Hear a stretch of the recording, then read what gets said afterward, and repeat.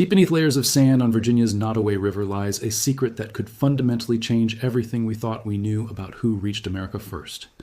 For decades, archaeologists accepted one story as absolute truth.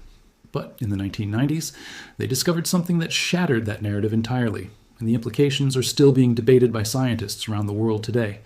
The story begins with a simple observation. In the mid-1990s, researchers working in Sussex County, Virginia, at what was once a sand mining operation, noticed something unusual beneath the surface. Among the layers of earth and sand, there were artifacts, stone tools, charcoal fragments, and bone pieces that didn't belong to any known culture in the accepted timeline of American history. These findings would eventually transform our understanding of human migration to the Americas and challenge the foundational beliefs that archaeologists had held for nearly 70 years.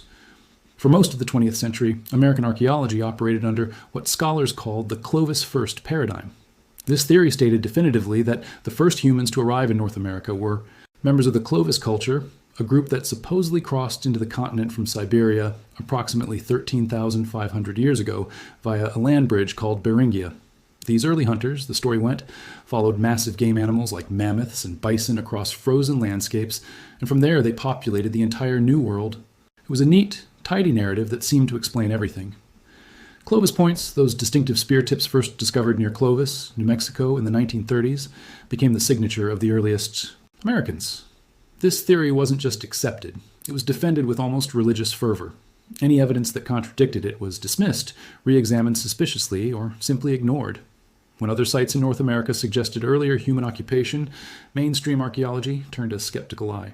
The scientific community had essentially closed the door on alternative theories, and questioning the Clovis first paradigm was professional suicide for many archaeologists. But then came Cactus Hill. The site itself is nothing particularly remarkable to look at. Ties a buried multi-component archaeological location on the coastal plain of the Nottoway River, characterized by wind-deposited sand dunes. The area gets its name from the prickly pear cacti that commonly grow on the sandy soil. To a casual observer, it looks like countless other stretches of Virginia's landscape. But what lies beneath the surface of Cactus Hill contains some of the most compelling evidence of early human occupation ever discovered in North America. When archaeologists first began systematic excavations at the site in the late 1980s, they uncovered multiple layers of human occupation spanning thousands of years. The upper layers contained archaic material and Clovis-era artifacts, exactly its scholars expected to find. But as they dug deeper beneath a layer of completely sterile sand that separated the deposits, they discovered something extraordinary. Below the Clovis level were stone tools, blades, cores, charcoal, and fragments of calcined animal bone. These artifacts were fundamentally different from the Clovis material above them. The radiocarbon dating of charcoal found at this lower level produced dates that sent shockwaves through the archaeological community. The initial radiocarbon dates obtained from the pre-Clovis level at Cactus Hill were 15,070 years ago, plus or minus 70 years. But even more significantly, additional samples yielded dates of 16,670 years ago and 16,940 years ago, plus or minus 50 years. Some analyses, using luminescence dating methods, suggested the site could be even older, potentially dating to 18,000 to 20,000 years ago. If these dates were accurate, and the scientific community would eventually accept them, then humans were living in Virginia approximately 5,000 years before the Clovis people were supposed to have even arrived in North America. The discovery of these dates alone would have been remarkable, but what made Cactus Hill truly revolutionary was the stratigraphic context. In archaeology, context is everything. The careful layering of deposits over time creates what scientists call a stratigraphic sequence. At Cactus Hill, the lower level containing the pre-Clovis artifacts was separated from the upper Clovis level by a distinct layer of sterile sand that contained no artifacts whatsoever. This meant that the deposits couldn't have been mixed or confused. The materials were clearly separated chronologically. The physical evidence was undeniable. The stone tool assemblage from the pre-Clovis layer at Cactus Hill told a story of sophisticated toolmaking. Microwear analysis on the blades showed evidence of hafting, suggesting they were attached to handles or shafts for more effective use. Some of the tools bore fracture patterns consistent with impact, indicating they were used as projectiles in hunting. Other implements showed wear patterns, suggesting they were used for butchering and processing animal hides. These weren't crude tools made by desperate people. These were carefully crafted instruments designed for specific purposes by people who understood their environment and how to survive in it. The charcoal fragments found at the site were particularly important. When paleobotanists examined these samples, they determined that the charcoal came from carbonized hickory wood. This provided two crucial pieces of information. First, the presence of hickory demonstrated that the vegetation and climate of Virginia during this period were already warming from the last glacial maximum. Second, the existence of charcoal suggested intentional fire use, indicating that these pre-Clovis people not only lived at Cactus Hill, but also controlled fire and used it for cooking and warmth. Additionally, archaeologists found elevated phosphate levels in the soil, a telltale signature of human occupation. Phosphates accumulate where humans live because of cooking, waste disposal, and other domestic activities. Further analysis revealed phytoliths, microscopic silica structures that form in plants, scattered throughout the pre-Clovis deposits. Phytoliths are incredibly resistant to decomposition and can persist in archaeological sites for thousands of years. When scientists examined these phytoliths closely, they identified them as coming from carbonized hickory wood, providing additional corroboration for the charcoal evidence. Everything pointed in the same direction. Humans had definitely lived at this site, and they had lived there far earlier than the Clovis first theory allowed. But there was a problem. Some of the initial radiocarbon dates that the excavators obtained seemed contaminated. Paleobotanist Lucinda McSweeney conducted a careful review of the radiocarbon samples and discovered that some of the dates had been influenced by rootlets and partially carbonized hickory wood that had intruded into the lower level from above. This kind of contamination could skew results significantly. However, when the samples were cleaned of this intrusive material, the dates still came out pre-Clovis. Moreover, while younger material from upper levels had occasionally intruded downward, older material had not been found in the upper levels, which would have suggested downward movement. The archaeological evidence remained solid. The implications of Cactus Hill were staggering. If humans were in Virginia 18,000 years ago, then the traditional narrative of American prehistory needed radical revision. The Clovis first paradigm, which had dominated American archaeology for nearly 7 decades, would have to be discarded or significantly modified. This wasn't just a minor adjustment to existing theories. This was a fundamental upheaval of everything scholars thought they knew about how, when, and where the Americas were first populated. The response from the archaeological community was mixed. Some researchers immediately recognized the significance of Cactus Hill and began to revise their theoretical frameworks. In 1997, Joseph McAvoy, the director of the excavations at Cactus Hill, presented his findings at the annual Society for American Archaeology conference in Philadelphia. His presentation included a series of papers discussing various aspects of the site, and specialists studying everything from stone tools to charcoal analysis presented their findings. The evidence was compelling and carefully documented. However, other archaeologists remained skeptical. Some questioned the dating methods. Others suggested alternative explanations for the artifacts. But the scientific community as a whole could no longer simply dismiss the pre-Clovis evidence. What made Cactus Hill particularly important was that it wasn't alone. Other sites began to receive renewed attention and re-examination. Meadowcroft Rock Shelter in Pennsylvania had produced pre-Clovis dates years earlier, but these had been largely dismissed. Monty. Verdi in Chile showed evidence of occupation dating to approximately 14,000 years ago, pushing back the timeline for human presence in South America. Miles Point in Maryland revealed stone tool assemblages with similarities to European Solutrean tools from 21,000 to 17,000 years ago, leading some researchers to propose the controversial Solutrean hypothesis, which suggested that people from Europe may have traveled across the North Atlantic on pack ice to reach North America. The Solutrean hypothesis remains controversial and is not accepted by mainstream archaeology. However, the collection of sites showing pre-Clovis occupation, Cactus Hill among them, created a pattern that could no longer be ignored. The weight of evidence was accumulating. Scholars began to seriously consider alternative theories about how the first Americans arrived. One theory that gained traction was the coastal migration hypothesis. If the Bering Land Bridge was impassable during certain periods due to glacial coverage, how could people have reached the Americas? The answer, some researchers proposed, was by boat. Genetic evidence suggested that the founding populations of the Americas experienced a bottleneck event approximately 23,000 to 19,000 years ago, followed by a population expansion that began around 18,000 years ago and continued until approximately 15,000 years ago. This timeline corresponded remarkably well with the dates from Cactus Hill and other pre-Clovis sites. The coastal migration theory suggests that early peoples from Asia traveled along the Pacific coast of North America by boat, moving south along the glacial edge. They may have followed kelp forests, which provide abundant marine resources, or they may have island hopped along the coast. This method of travel would leave far less archaeological evidence than overland migration through the interior, because coastal sites from the Ice Age would now be submerged beneath rising ocean levels. The lack of archaeological evidence for coastal migration might simply reflect the geology of sea level change rather than the actual historical reality. Other researchers proposed variations on this theme. Perhaps people traveled along pack ice in the North Atlantic, as the Solitrian hypothesis suggested. Perhaps they used boats to follow the coasts. Perhaps there were multiple waves of migration occurring at different times and along different routes. The point was that Cactus Hill had opened intellectual doors that had been firmly closed. Archaeologists could now discuss pre-Clovis occupation without fear of professional ostracism. The paradigm had shifted. The discovery of Cactus Hill also had implications for how we understand the relationship between the first Americans and their environment. The artifacts from the pre-Clovis level showed evidence of sophisticated adaptation to the landscape. These people hunted large game but also gathered plant resources. They made specialized tools for specific purposes. They controlled fire.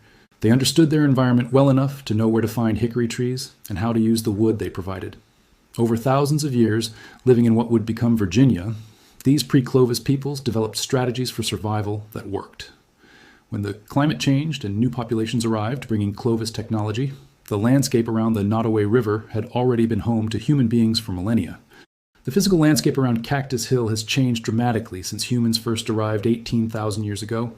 During the pre-Clovis occupation, the climate was cooler and drier. The Nottoway River Thetis flows past the site today had a different channel. Scientists believe that when humans were first settling at Cactus Hill, the river channel flowed from west to east, running adjacent to what is now the oldest part of the site. Between 18,000 and 20,000 years ago, during the height of the last glacial maximum, vast ice sheets covered much of North America. Virginia was far from the edge of the ice sheet, but the climate was profoundly different from today. Grasslands and pine forests covered much of the landscape.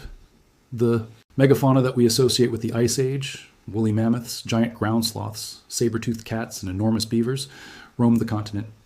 Then, approximately 12,900 to 11,500 years ago, a period called the Younger Dryas occurred. This was a sudden, dramatic, cold reversal that interrupted the warming trend following the last glacial maximum. During this cold snap, the climate of North America deteriorated significantly. Glaciers that had been retreating advanced again. Snow fell heavily. Temperatures plummeted. Many megafauna species went extinct during this period.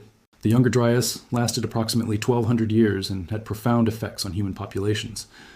It's during this period that the river's course began to change. The Nottoway River gradually shifted its channel from its earlier west to east flow to the north to south direction it follows today. As the river moved, it deposited sand and silt over the ancient occupation sites, burying them beneath 3 feet of sediment. This geological process, which seemed like a catastrophe at the time, turned out to be a blessing for archaeologists.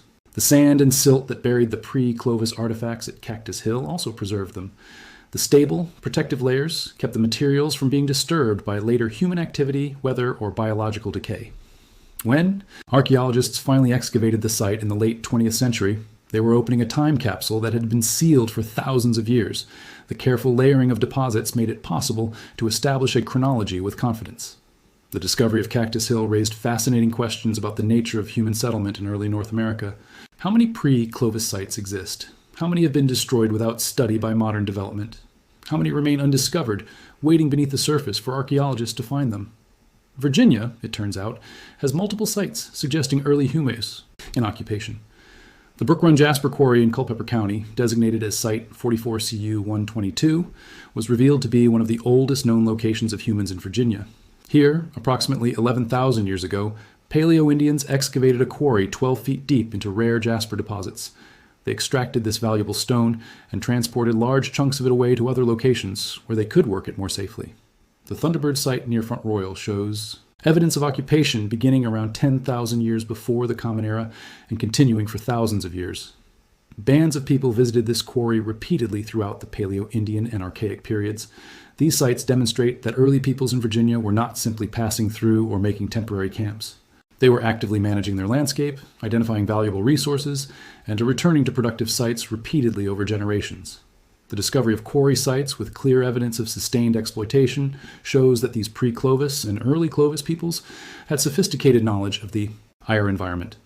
They knew which stones made the best tools. They knew where to find these stones. They invested considerable effort in quarrying operations, digging deep holes and processing the raw material. This kind of behavior suggests settled or semi-settled populations with established territories and traditional knowledge passed down through generations. The implications of Cactus Hill extend beyond Virginia. If humans were in the Southeast 18,000 years ago, when did they arrive in other parts of North America? The pre-Clovis site of Page Ladson in Florida has yielded evidence of human occupation, suggesting that early peoples had spread throughout the eastern portion of the continent by 15,000 years ago. Sites in the Pacific Northwest, including controversial claims about occupation dating back 20,000 years or more, suggest that the coastal hypothesis has merit. The Americas were populated far more ancient than anyone in the mid-20th century would have imagined.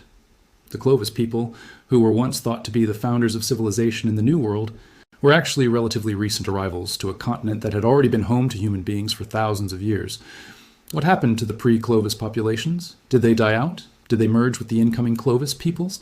Did they adapt and continue their line into later cultures? These questions remain largely unanswered. At Cactus Hill itself, there is evidence of continuous occupation. The Archaic period, which follows the pre-Clovis and Clovis periods, shows evidence of human habitation. By this time, around 8,000 years ago, the climate had stabilized into something closer to the temperate conditions of modern Virginia. The giant mammals had gone extinct. Human populations had adapted to hunting smaller game and gathering plant resources. Archaic peoples developed new technologies and social structures. Eventually, around 3,000 years ago, people in the region began to cultivate plants, adopting agriculture and developing more complex societies. The discovery of Cactus Hill has also changed how archaeologists approach their work. Rather than assuming that older sites don't exist, researchers now actively search for pre-Clovis evidence. New dating techniques, including advanced radiocarbon methods and luminescence dating, have made it possible to date materials with greater precision. Ground-penetrating radar technology allows archaeologists to search for buried deposits without extensive excavation. These tools have led to the discovery of additional pre-Clovis sites and the re-examination of materials that had been dismissed in earlier decades. The story of Cactus Hill is not just a story about archaeology. It's a story about how science works, about how paradigms shift, and about how evidence can overturn conventional wisdom. For decades, the Clovis first theory was accepted as dogma. Alternatives were dismissed, but when the evidence became overwhelming, when the stratigraphic context was undeniable, when radiocarbon dates were carefully verified and alternative explanations ruled out, the scientific community was forced to change its thinking. It took time. It required courage from archaeologists like Joseph McAvoy and his team, who were willing to present evidence that contradicted the established consensus, but ultimately the truth emerged. Today, Cactus Hill stands as a symbol of American prehistory before Columbus, before Europeans, before the societies and civilizations that explorers encountered in the late 15th and 16th centuries. The site reminds us that North America had a deep history, that humans had been adapting to its landscapes and resources for thousands of generations before the Clovis period. The pre-Clovis peoples of Cactus Hill were hunters and gatherers who had mastered their environment. They made sophisticated tools. They used fire. They traveled and traded. They had knowledge of where to find resources and how to exploit them. They were, in every meaningful sense, fully modern humans behaving in ways that were appropriate to their circumstances. The artifacts from Cactus Hill, the stone blades, the charcoal fragments, the bone pieces, represent the daily lives of these ancient people. Someone knapped a blade from a core of stone using careful strikes to create a sharp edge. Someone used that blade to process meat or hide. Someone tended a fire using wood to provide warmth and light. Someone made decisions about where to hunt, what tools to make, and how to organize their society. These were not primitive or simple people. They were intelligent, adaptable, and innovative. The discovery of Cactus Hill in the sand quarry of Sussex County has fundamentally changed our understanding of American history. It has pushed back the date of human occupation in North America by thousands of years. It has invalidated the Clovis first paradigm that dominated 20th century archaeology. It has raised new questions about how people first arrived in the Americas and how they adapted to diverse environments. Most importantly, it has demonstrated that the history of the Americas before European contact was far longer, far more complex, and far more sophisticated than anyone once believed. The sand dunes of Cactus Hill continue to yield their secrets, and archaeologists continue to study the site, always hoping to unlock more mysteries from the distant human past. What we know is that humans were here, and their story stretches back into depths of time that we are only beginning to comprehend.